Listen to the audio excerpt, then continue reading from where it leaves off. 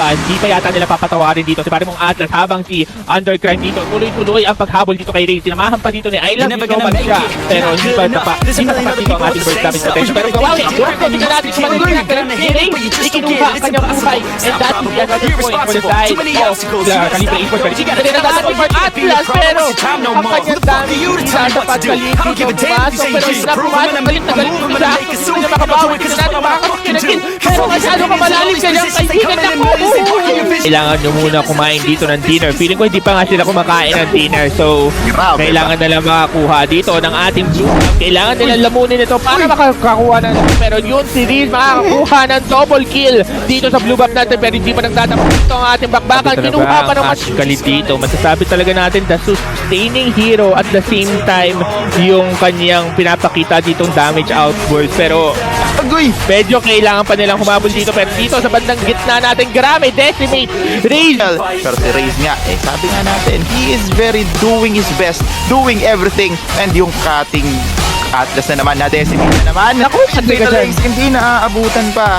At mapapatay na nga dito, malapit sa ikalawang Torres, may bandang gitna. Pero si Raze hindi pa ata tapos. Pero parang kailangan na muna umatras. Nandito. So kailangan nila mag-ingat. One thing for sure na kailangan nilang gawin dito is katulad nga nun, mag-flicker out para masira pa sila mabuhay. Pero yun, hinahabol pa dito with the unstoppable ang ating Pakito. Pero gusto pa rin talaga mag-damage outburst ng isang fan dito. And I think that, and then DL State to do that and decimate. Bawi dito kung ganito yung standing ng 4-1-7 currently in the 7-minute mark of the game.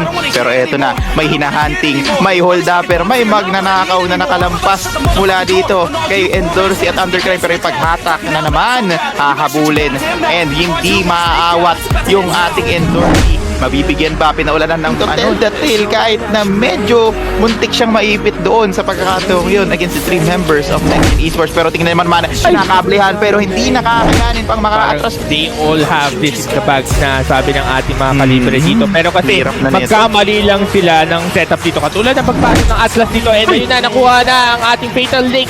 Dalawa makukuha, Himsa naman na mapupatay nila. Pero it's just for the side of Next Gen Esports. Naipit dito sa parang natin Martins. Pero yung damage output with a flicker out. Nabahan pa ng ultimate dito ng isang Khalid.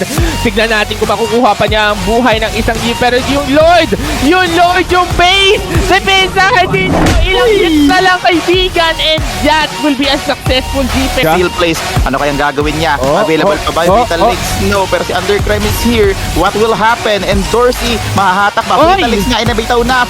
Yung ating Dawning Light, binitawan din. Pero yung ating buhangin, ang tatapos sa minion wave. Pero ayun na, nakikita natin dito ang ating mga kalibre. Ayaw na talaga palabasin ang ating mga minion waves dito. Pero yun, with the Divine Judgment, nakuha dito. Si Parimong ay, naku, Diyos ko po. Dito, nakikita natin, Tower Lock malala. Pero dito, ang ating ultimate comes with the Atlas will save the day. But not enough for the side of the team. And that will be a win for game number 1 for the side of Calibre Esports.